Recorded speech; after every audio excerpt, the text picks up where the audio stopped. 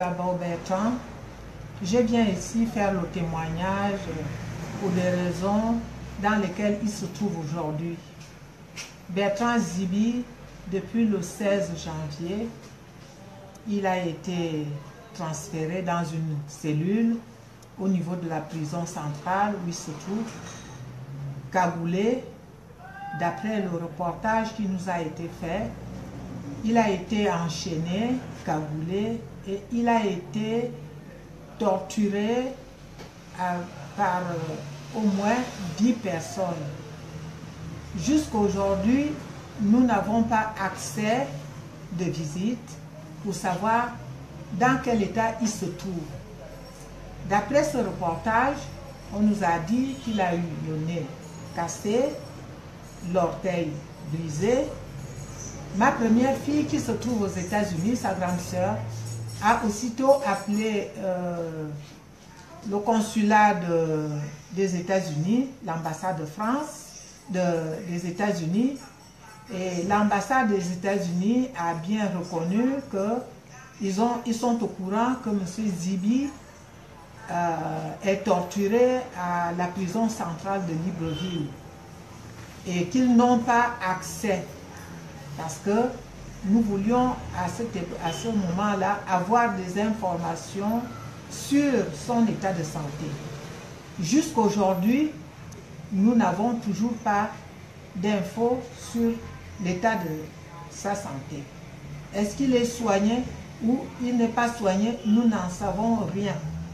Et d'après cette information, je me dis que M. Zibi, lorsque quelqu'un est cagoulé, enchaîné, on le frappe pendant des heures, il gémit. Mon fils a dû s'évanouir parce que c'est des moments qui m'arrivent en tant que mère. Et toutes les personnes de bon sens au Gabon comprendront bien cela, que quelqu'un qui est frappé,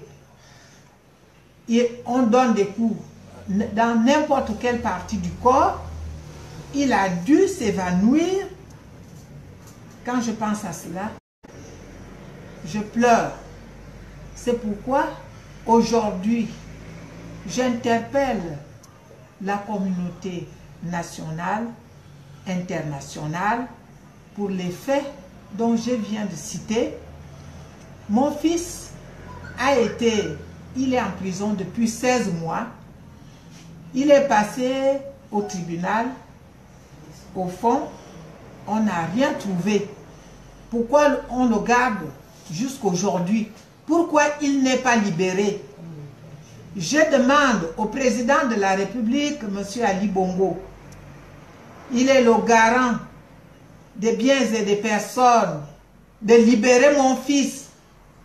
Mon fils n'est pas le seul qui a parlé.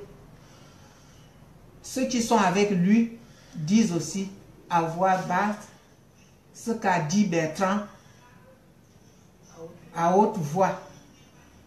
Je demande à toutes les personnes qui suivront mon message de faire le tout possible, que ce soit la communauté gabonaise, que ce soit nos amis, nos frères africains qui sont venus ici, que chacun se mette dans ma peau aujourd'hui de la souffrance que j'endure avec toute ma famille.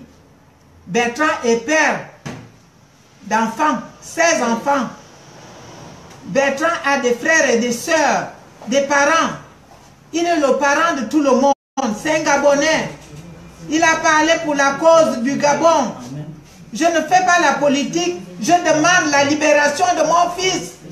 Sans condition. Je demande que mon fils soit libéré. Il n'a tué personne. Les gens qui tuent des personnes, ils sont en liberté. Et mon fils se trouve dans un état où on ne sait pas comment il est aujourd'hui. Parce que nous n'avons pas le retour d'information. Les ambassades ne nous ont encore rien communiqué. Je demande à la communauté internationale de réagir.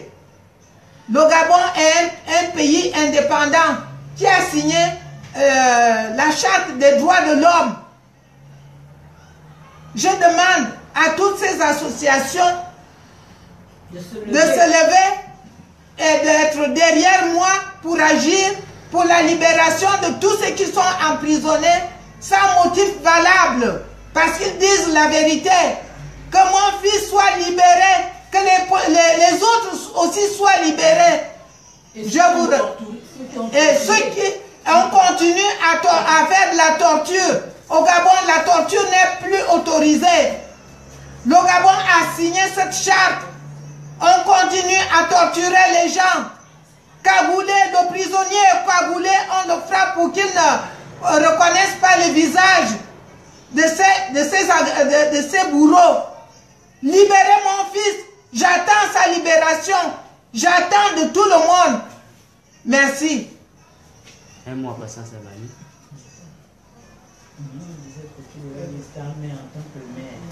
En tant que mère, je vous demande d'être derrière moi, d'être derrière tous les autres mères qui sont comme moi, où les enfants se trouvent en prison.